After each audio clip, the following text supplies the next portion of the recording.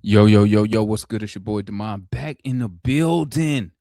We talk Hawks TV, we talk Hawks Daily, talking another draft prospect. Let's talk about Chris Cenac Jr. out of Houston. Should the Hawks draft him? Let's discuss what we have here. Combine measurements, 6'10" and a quarter, 240 pounds, 7'5" wingspan, 9 foot, 9 foot, a 9 feet and a half standing reach. Okay. Um, listen, dude is super athletic. Just to me, he's like one of those big men I like to call. He's just an athlete. He's a very athletic guy.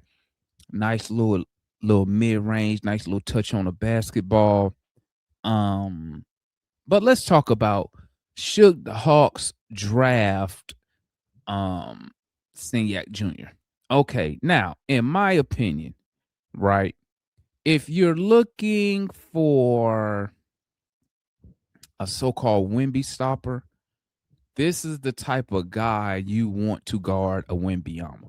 Now, obviously, Wemby still has the height advantage, still has the reach advantage, but Chris Cenac is one of those big men who could have Wemby working on both ends of the court, especially if they just run, unless they go double bigs and try to put somebody else on Cenac Jr.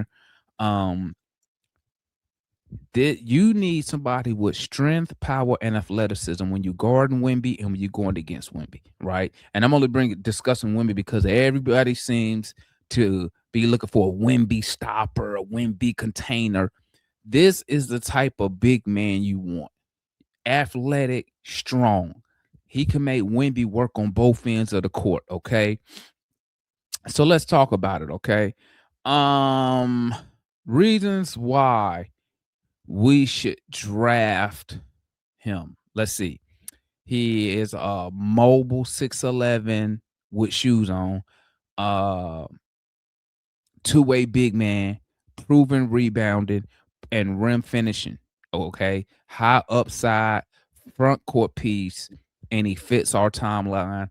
He can, what does he offer us? He offers us interior toughness, switchability, and has the upside to become a floor spacing big if needed. Watch him, go watch some of the tape, some of the games. He already got a nice little mid-range shot. Uh didn't really need to rely on it last year at the University of Houston, but it's there. And it's easy to work with a guy who can already shoot the basketball. And then you just focusing on taking that shot out further to the 3-point line, right? So he's one of those bigs. He has major upside, okay? Because one thing you can't teach, athleticism. You can't teach it, okay? You either have it or you don't. Can you improve what you have? Yes. But I mean, like, when you're looking at a guy like Moore compared to Cenac Jr., when it comes to athleticism, not even close. When it comes to mobility, not even close. And, I bring up the issue about rebounding. And once again, you're 7'3", 4", whatever Moore is, and you can't average 8 rebounds, 7 rebounds a night is to me, that's a red flag. But I'm not here to talk about him. I'm here to talk about Cenac Jr. Let's go. One reason: immediate rebounding and interior toughness. Okay. Cenac led Houston last year as a freshman. This is not a 3-year guy. Okay. A freshman with 8 rebounds per game. Okay. He showed people his motor, his instincts to clean the glass, just like Hans Steinbach. Okay. And I think his instincts would transfer over to the NBA, because when rebounding is a skill. Okay. Let's rebounding is a skill. Okay. And I think he has that skill. Okay. He just can fit right in with the Hawks immediately.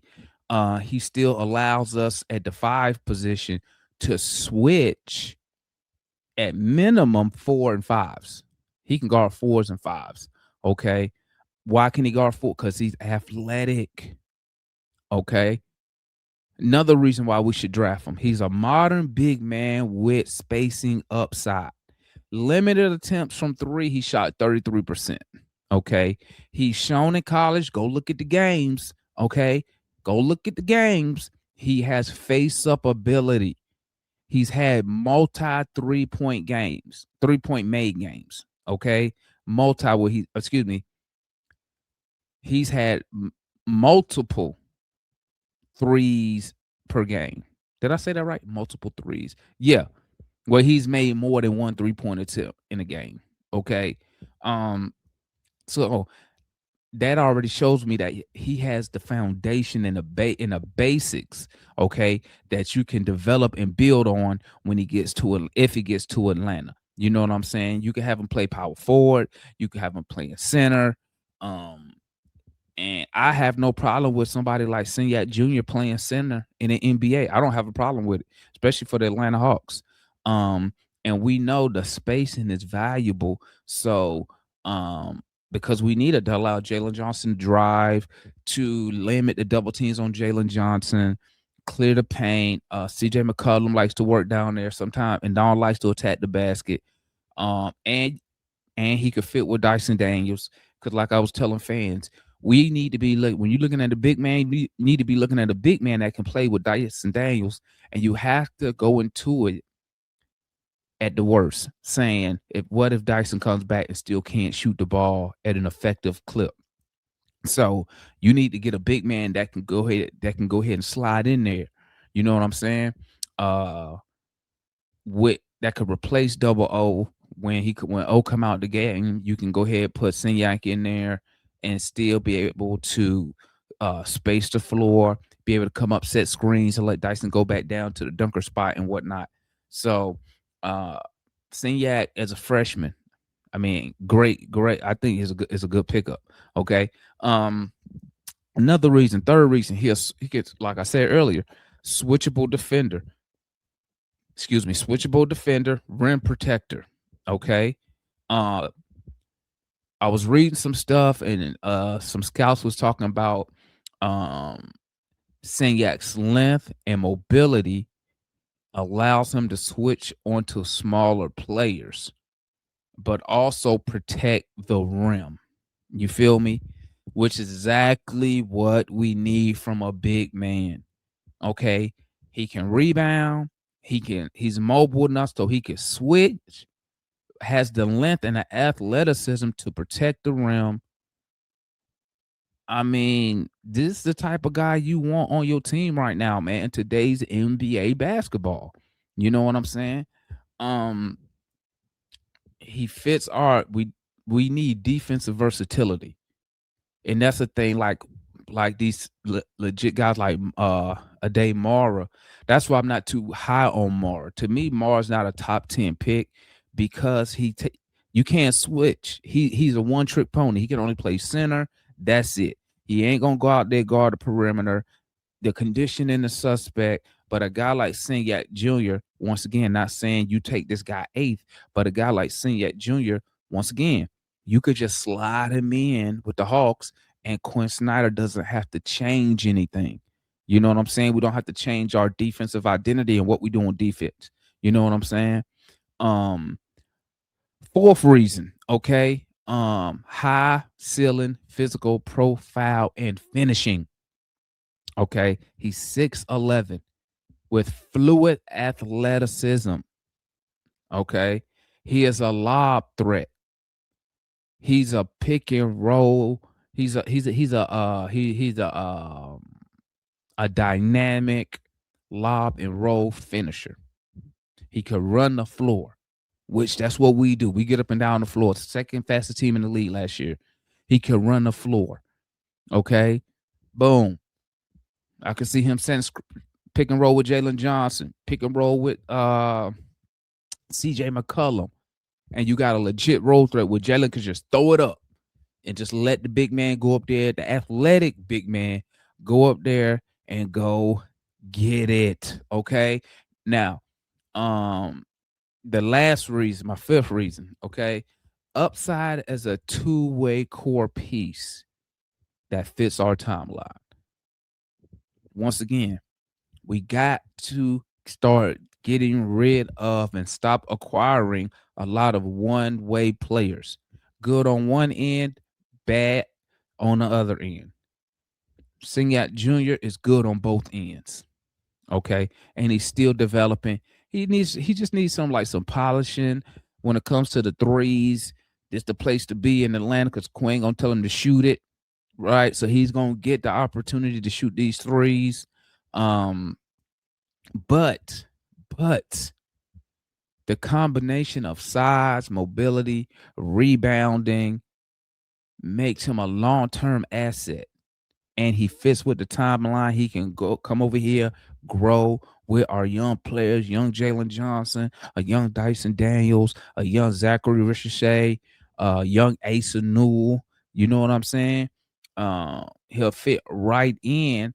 And I would feel comfortable if for him to slide, for him to start if Double O was injured. I wouldn't have no issues. You know what I'm saying? Cause he can come out here, guard the perimeter. Now, when I say guard the perimeter, I don't mean out there all game, but a couple opportunities, I think he can go out there, and I think he go on the perimeter, and that he can hold his own out there. You know what I'm saying? So, I like Cenac Jr. Now, okay. Real quick, college numbers, he averaged 9.5 points per game, 7.9 rebounds. Okay. For those who like to round up, 10 points per game, 8 rebounds a game. Okay.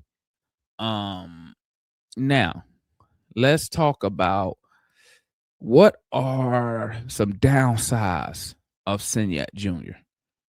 Okay. Let's see.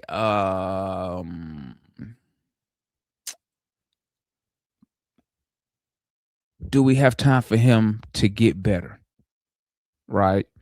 Didn't take a lot of for me, I think one of the most valuable things from the bigs is being able to shoot the basketball under Quinn Snyder. Right. Every big we had under Quinn Snyder has to be a shooter. We don't have a Rudy Gobert type. We don't even defend like that no more. We don't even do drop coverage with Onyeka in the game. So with Cenac, you don't got to do drop coverage. Now, his shooting, like I said, it was very limited.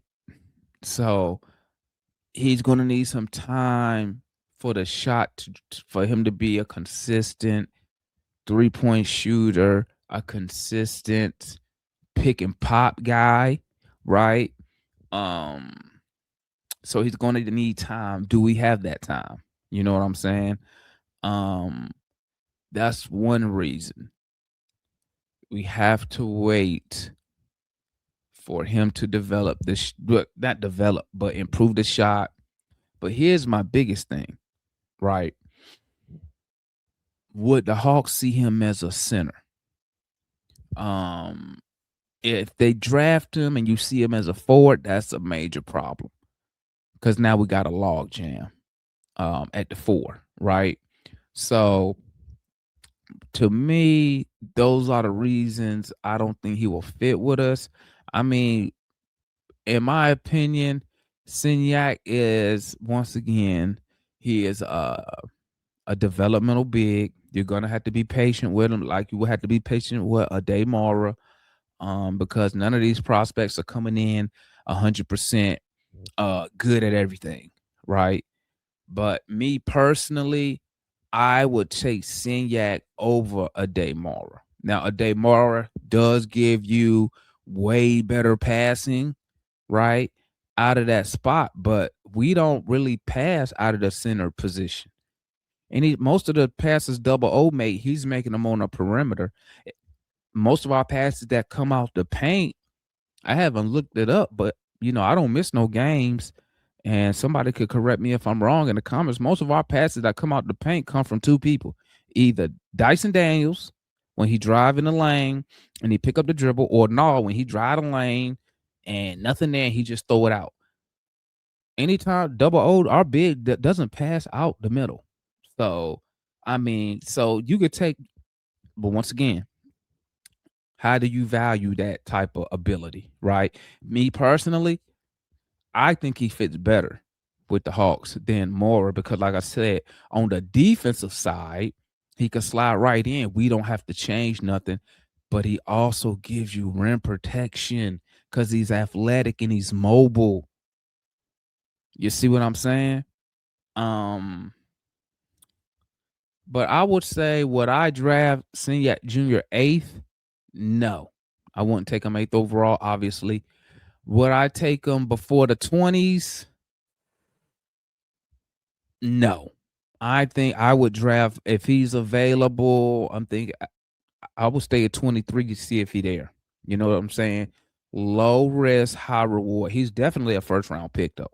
Let's not even trip. He's definitely a first round pick, but is he lottery? No. Could he go? I could see him going between 15 and 20. I could see that. Right? Or I could see, let me say it like this. I could see people having him on a big board between 15 and 20, right? Maybe what? Probably the third rated big man. I think people got a day more first. Steinbach, Cenac Jr., my boy out of Carolina. Um, my mind just went blank. To me, those like the four top big guys right now. But like I said, I wouldn't take Cenac before. I wouldn't take him before the 20s. That's me. If he's there at 23 and the Hawks take him at 23, do I have a problem with that? No, nope. Low risk, high reward. You feel me? So y'all let me know what y'all think, man. Comment, like, hype the video. Do you like Cenac Jr.? Should the Hawks get Cenac Jr.? Did I miss something? Am I wrong on something? Y'all let me know in the comments below, man. It's your boy Demond in the building, going over these draft picks, man. And I'm out. Peace.